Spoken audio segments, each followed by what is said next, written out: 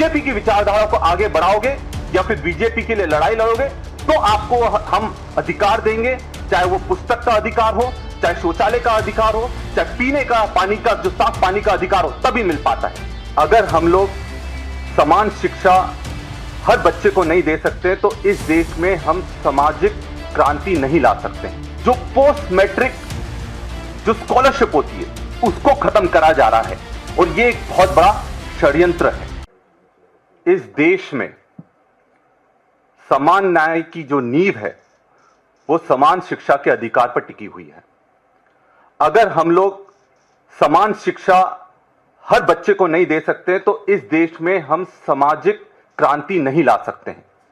Social justice का सबसे बड़ी नींव इक्वल एजुकेशन, क्वालिटी एजुकेशन है and free education for all है।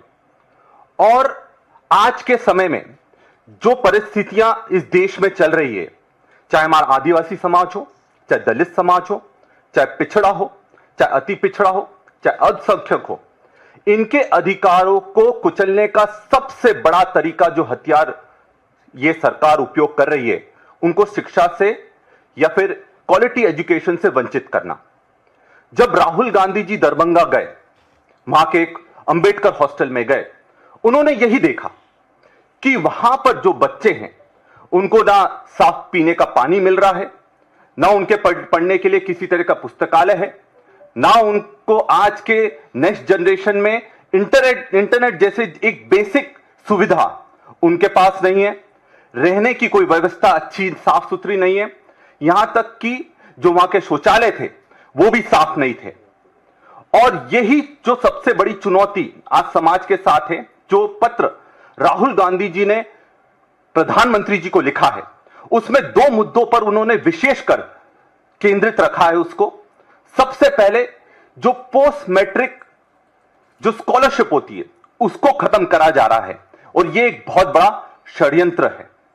साथ में जितने भी हमारे हॉस्टल्स हैं पूरे देश में, उनकी स्थिति बद से बदतर करी जा रही है। देखिए, चाहे वो आदिवासी हो, चाहे दलित हो, चाहे गरीब हो, चाहे पिछड़ा हो, हमारे लिए पढ़ने का सबसे महत्वपूर्ण जरिया होता है हॉस्टल्स। हमारे बच्चों के पास बड़ी बड़ी जगह या फिर खुद पीजी लेकर शहरों में रहने की जगह नहीं है, गांवों में उनके पास रहने की जगह तो अच्छे से नहीं मिल पाती है।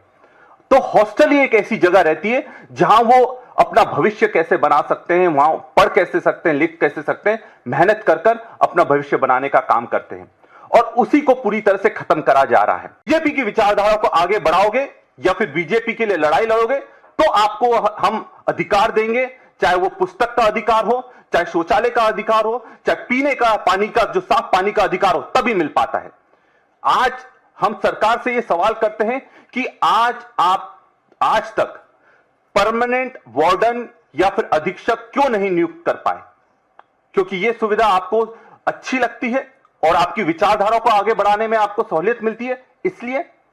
दूसरी बहुत बड़ी जो समस्या हॉस्टल्स में हमने देखने मिली, वहां उनकी सुरक्षा के लिए कोई व्यवस्था नहीं है। अभी 1-2 महीने 3 महीने पहले की मैं आपको घटना बताता हूं। सरदारपुर में 2 बच्चों को आदिवासी हॉस्टल में करंट लगने से उनकी मृत्यु हो जाती है।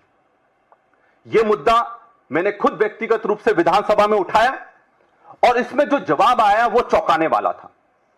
उसमें जो जवाब दिया गया, उसमें कहा गया कि सारे हॉस्टलों में पूरी व्यवस्था करी गई है, चाहे वो फायर सेफ्टी के नॉर्म्स हो, चाहे वो इलेक्ट्रिसिटी के नॉर्म्स हो, चाहे पीने के पानी के नॉर्म्स हो, ये सारी व्यवस्था है। और जब हमने लड़ाई लड़ी तब इसमें एक कमेटी बनाई गई और भोपाल से वो कमेटी भेजी गई जांच के लिए। आप विश्वास नहीं करेंगे, जब वो कमेटी जांच के लिए आई, उनके पास चेक लिस्ट तक नहीं मौजूद थी। मतलब फायर सेफ्टी में उनको क्या देखना है, पानी साफ है कि नहीं उनको क्या देखना है, बिजली में उनको क्या देखना है, उनके पास कोई ऑडिट नहीं है। जैसा कि सर ने बोला कि कोई प्रॉपर ऑडिट आदिवासी हॉस्टलों का, दलित हॉस्टलों का, पिछड़ा वर्ग के हॉस्टलों का, अल्पसंख्यकों के हॉस्टलों का कोई भी ऑडिट हर साल नहीं हो रहा है, ताकि सरकार इससे पूरी तरह से पल्ला झाड़ सके।